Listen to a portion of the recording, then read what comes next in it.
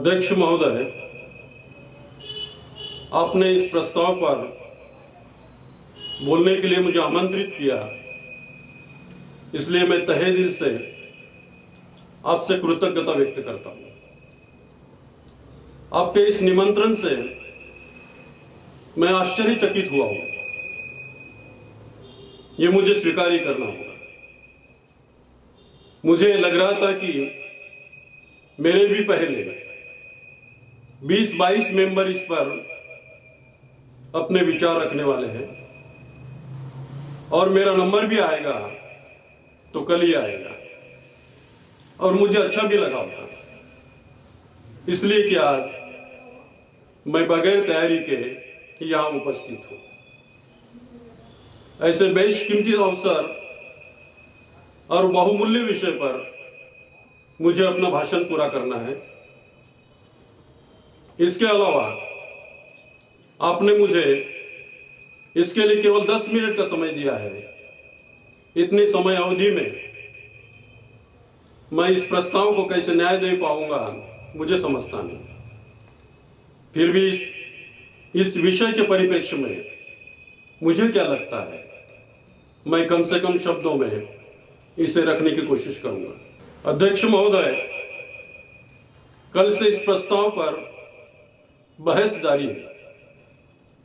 उस आधार पर इस प्रस्ताव को 2 हिस्सों में बांटा जाएगा।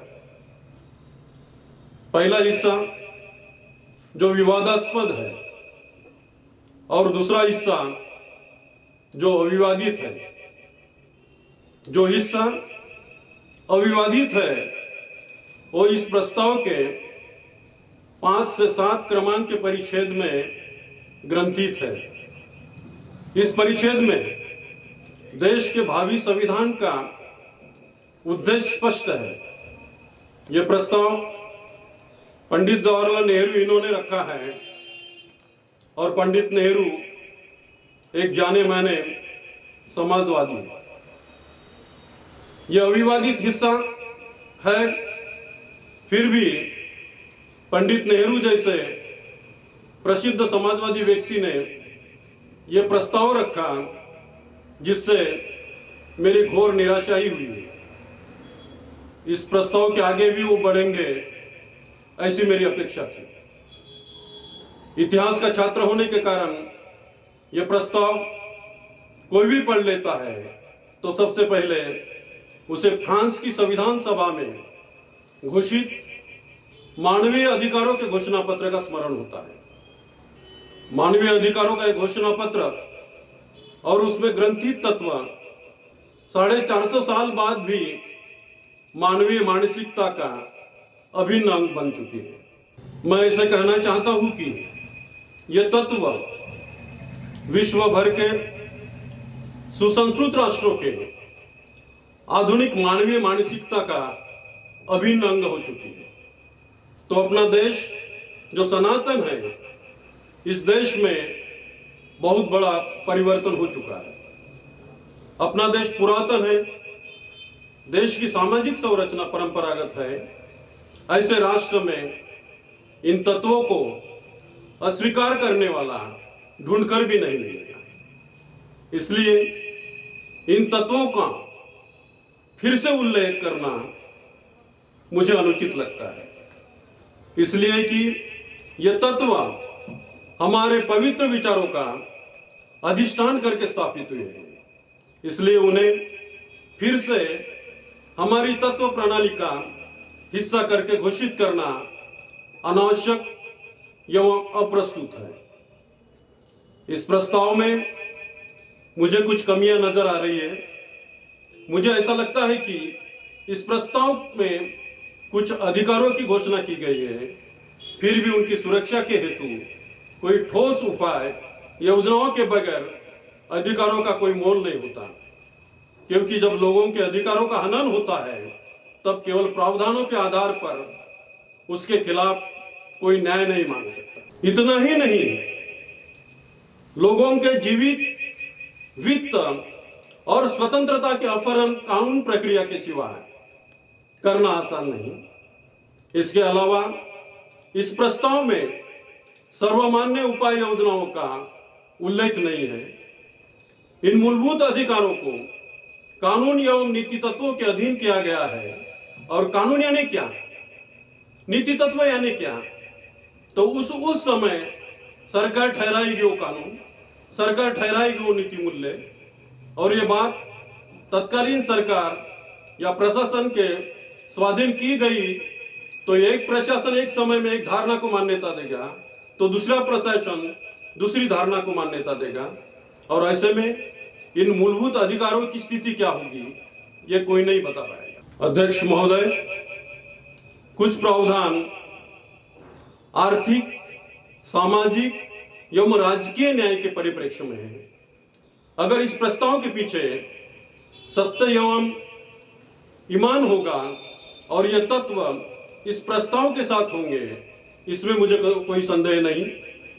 इस प्रस्ताव से मेरी अपेक्षा थी कि राज्यों को आर्थिक, सामाजिक एवं राजकीय न्याय के तत्व एवं संकल्पनाओं का वास्तव में लाने के लिए कुछ प्रावधान उनके द्वारा दिए जाएंगे।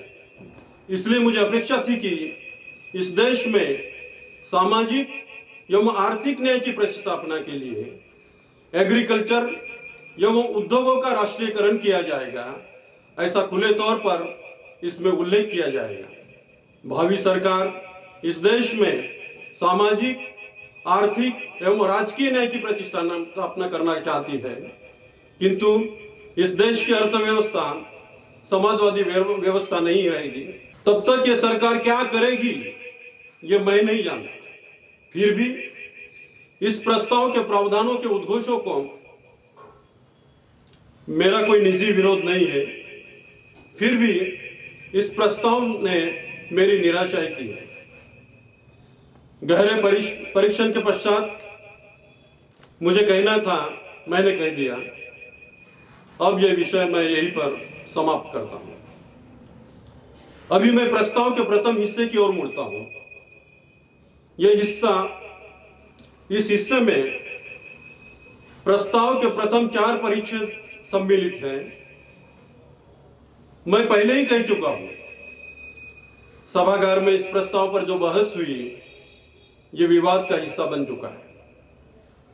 और यह विवाद गणराज्य इस शब्द से अधिक केंद्रित है, ऐसा मुझे लगता है।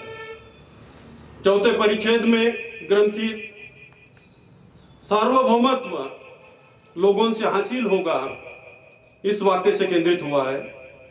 और यहां पर ही मेरे मित्र डॉक्टर जयकर ने मुस्लिम लीग के अनुपस्थित रहने पर उठाया था कि इस प्रस्ताव पर चर्चा करना अनुचित होगा, इस मुद्दे पर विचार करना सही नहीं होगा।